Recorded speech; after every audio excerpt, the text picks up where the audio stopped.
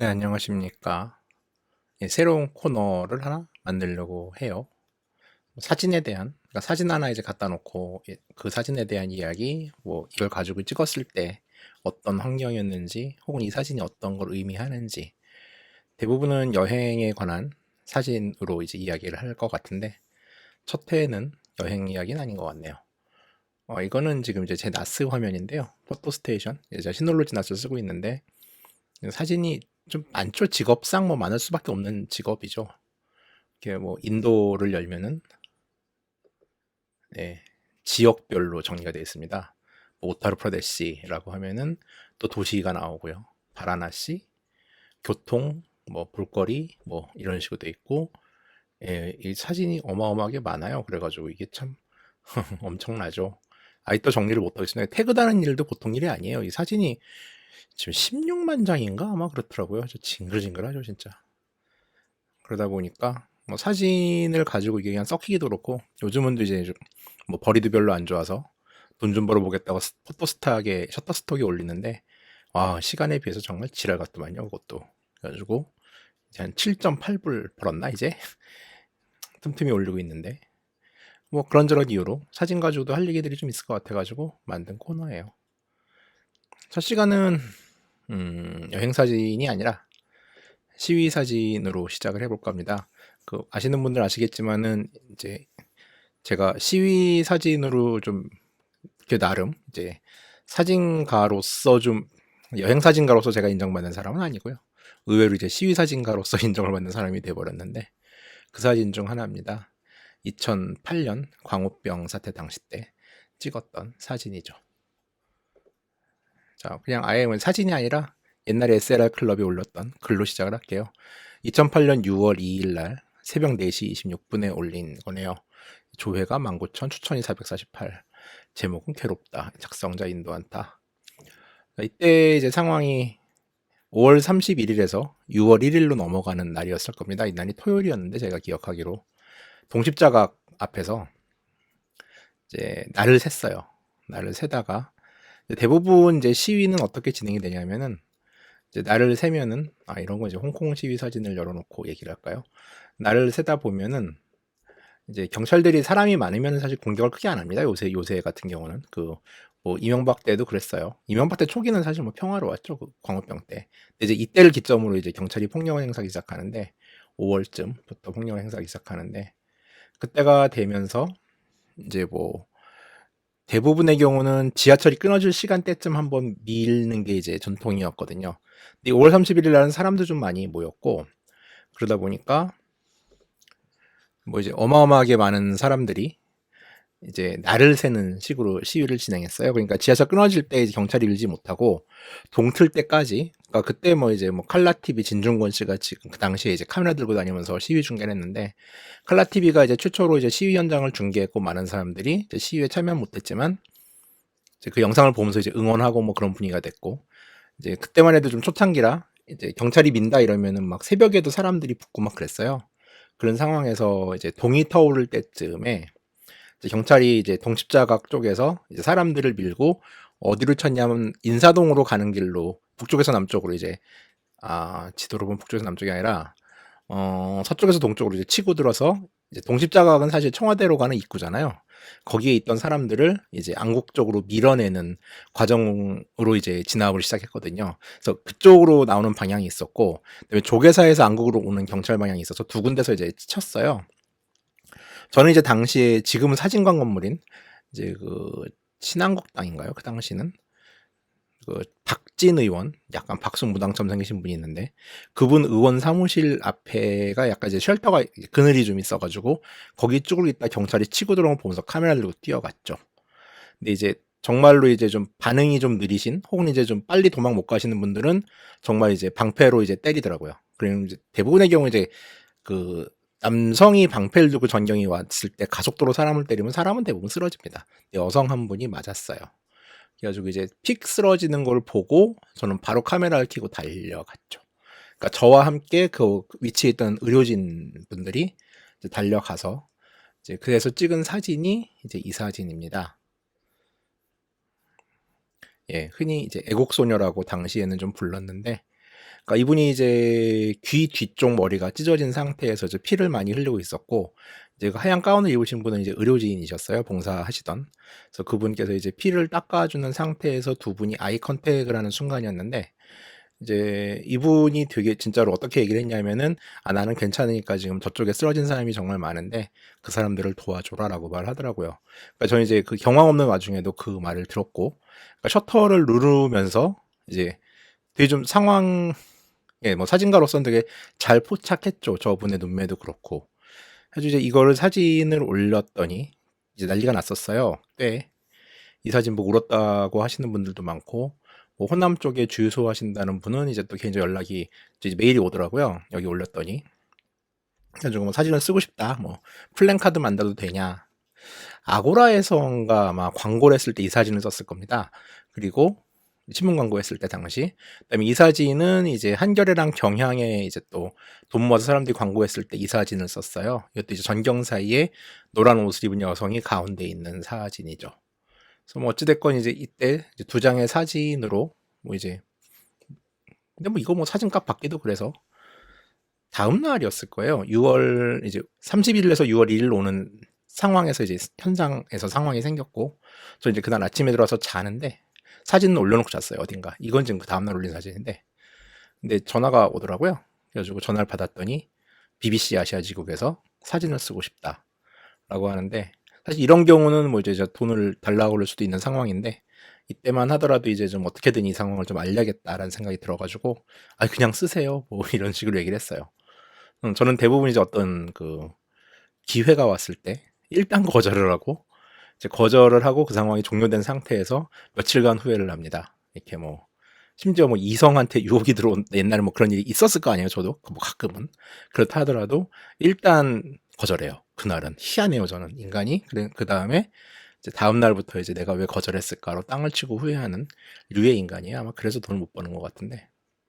그래서 이 사진은 이제 그 한 시대를 장식하는 이제 일종의 뭐 밈이라고 하긴 적당하지 않은데 아이콘 같은 사진이 되었죠. 그래가지고 사실 이 사진을 찍은 작가라는 이유로 뭐 살면서 약간의 도움도 좀 받아 본 적이 있어요. 자, 이제 여기까지는 이제 이 사진을 찍었을 당시 이야기고, 이제 결국 저는 이 사진 속의 주인공하고 통화를 하게 됩니다. 그러니까 이분도 이제 너무 당황스러운 상황이잖아요.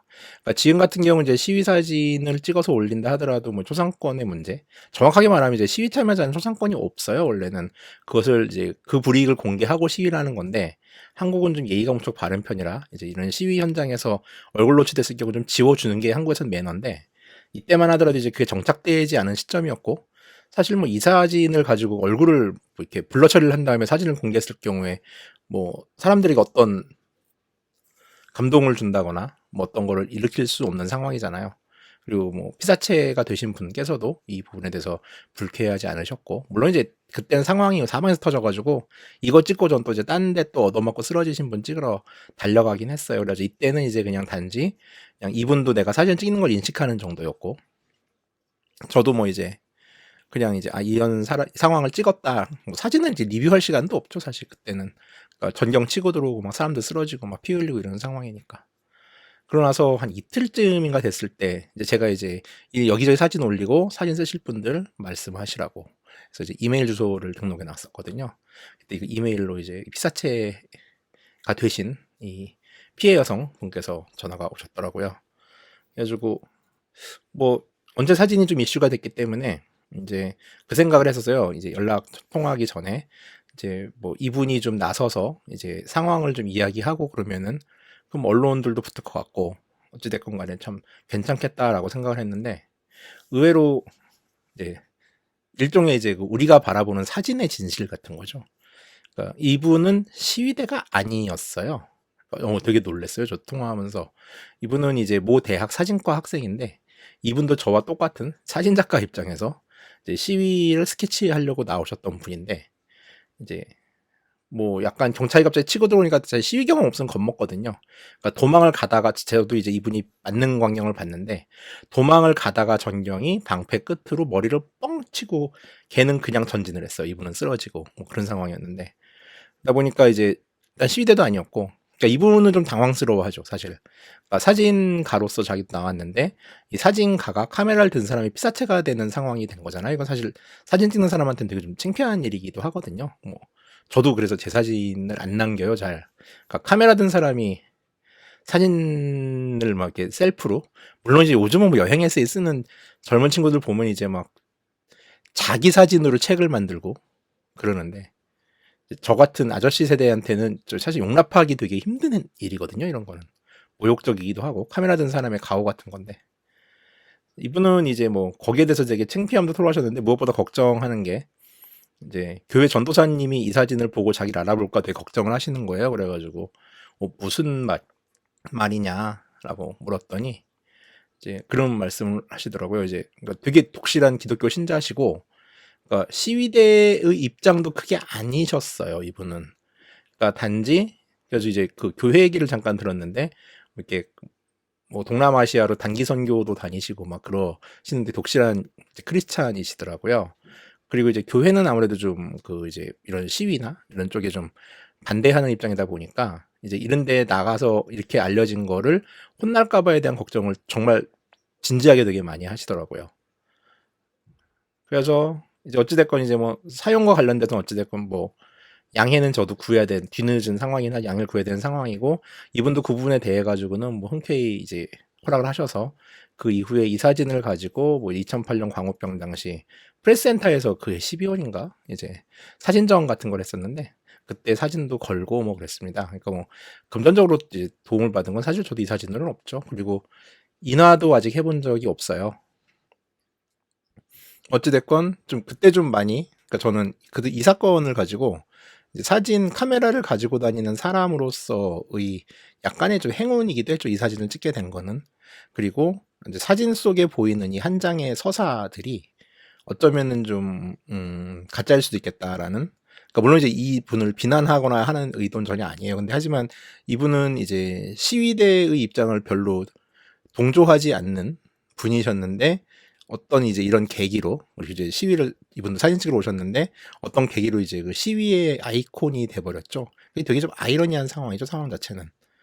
그래서 되게 좀 많은 생각을 하게 되더라고요. 그러니까 수많은 보도 사진들에서 보이는 그런 이제 그 당시 상황들이라는 건 분명히 있을 수 있는데, 그 경우에 어디까지 진실을 이야기하는 것일까라는 거에 대해서는 되게 좀 많은 생각을 하게 되는 계기가 됐어요. 그리고 사실 뭐 이제 이 사진 자체가 한때 너무 시대를 풍미하던 사진이 되어버렸기 때문에 이제 진실을 이야기하기도 되게 곤란한, 그러니까 가끔 이제 뭐 친한 사람한테는 슬쩍 얘기를 하는데 얘기할 기회도 없었죠. 근데 이제 이미 뭐 이 사진을 찍은 시점으로부터 12년이 지난, 현재는 12년이 지났기 때문에 약간 이제는 말할 수 있다 정도로 이야기를 할 수 있을 것 같아요. 이 사진은 카메라는 캐논 EOS 20D예요.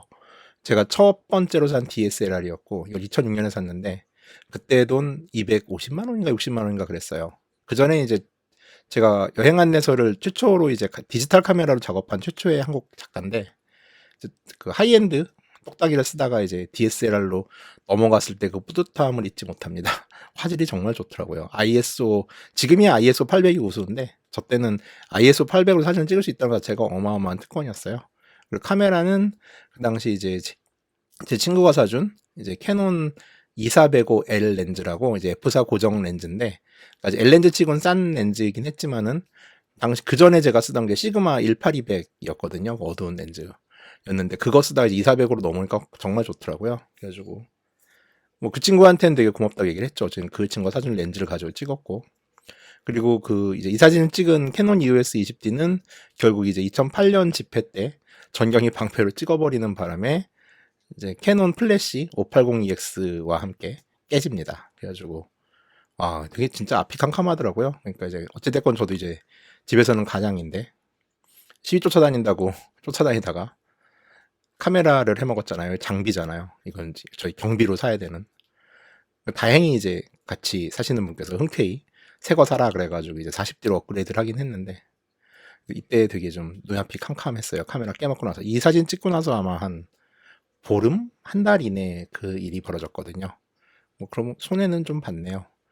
이때가 2008년이라서 베이징 올림픽 때문에 제가 책을 그냥 이제 어떤 걸 노리고 책을 내본 적은 한 번도 없는데, 이제 베이징 올림픽을 맞이해서 어차피 중국 책과 상하이 책이 있었기 때문에 베이징 책을 내겠다고 2008년 1월, 2월에 베이징에 2달간 있었어요.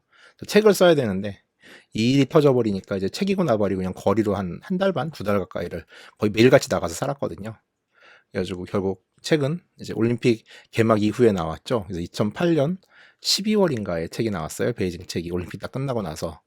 그래가지고 그때 이제 그 전까지는 사실 책을 쓰면은 다 잘 되는 편이었는데 처음으로 이제 망한 책이 됐죠. 그러고 나서는 이제 지금은 승률이 별로 점점 낮아지고 있네요. 뭐 그런 저한테도 좀 그런 계기가 있습니다. 카메라도 생각이 나고 그때 쓰던 뭐 이제 그런 사진이에요. 예, 뭐 이렇게 진행을 할 겁니다. 사진 한 장 가지고 그때 어떤 상황이었는지에 대한 이게 유튜브 컨텐츠로 과연 괜찮을지는 잘 모르겠는데 그래도 뉴스 할 때보다 목소리가 좀 잔잔하지 않아요? 옛날 어찌됐건 회상도 좀 해야 되고 뭐 이러다 보니까. 그렇습니다. 이거는 뭐 이제 크게 대본을 써야 되는 일도 아니고 그냥 생각나면 훅훅 할 수 있는 일이어가지고 이거 업데이트는 아마 좀 진짜로 자주 약속한 텀을 지킬 수 있지 않을까 싶네요. 가끔 이 사진을 열어보는데 지금도 이제 되게 이것 때문에 간만에 열어봤는데 이제 그 생각은 해요. 이 양반은 지금 좀 어디 있을까? 이건 뭐 이제 뭐 이성에 대한 그리움이 아니라 그냥 2008년에 보면은 이제 이때 세라 클럽 보면은 정말 댓글이 되게 많이 달리고 응원 댓글이 많이 달렸거든요. 그러니까 사실 이분들 중에 많은 사람들은 지금 저와 정치적 입장이 다를 가능성이 되게 많아요. 그렇겠죠. 그런데 그런 점에서 이분은 지금쯤은 또 어떤 관점으로 살아가고 있을까라는 건 정말 궁금해요. 뭐 모르죠. 혹시 또 이분이 이제 다시 뭐 낙곰수 같은 거 듣고 갑자기 뭐 작년 7월 서초동에서 이제 막 뽕짝뽕짝을 했을지도 모르는 일이고 사람의 일은 모르는 거니까요. 뭐 사실 뭐 제가 이번 정부에 느끼는 배신감은 저는 이제 그들을 진보의 배신자라고 생각을 하는 경향이 있기 때문에 여기는 뭐 동의하는 분도 있고 동의 안 하시는 분들이 더 많을지도 모르는데 그런 점에서 저한테 뭐 교조주의자다라는 말에 대해서는 저는 수긍할 의사가 있습니다. 왜냐하면은 그 공명정대함을 가지고 집권한 사람들이 그 공명정대함을 어떤 수단으로 해서 버린다라는 거는 사실 제 기준으로는 이해할 수도 없고 용납할 수도 없는 거거든요. 뭐 그런 점에서요. 자, 이번 시간은 이걸로 마치겠습니다. 1회네요. 감사합니다.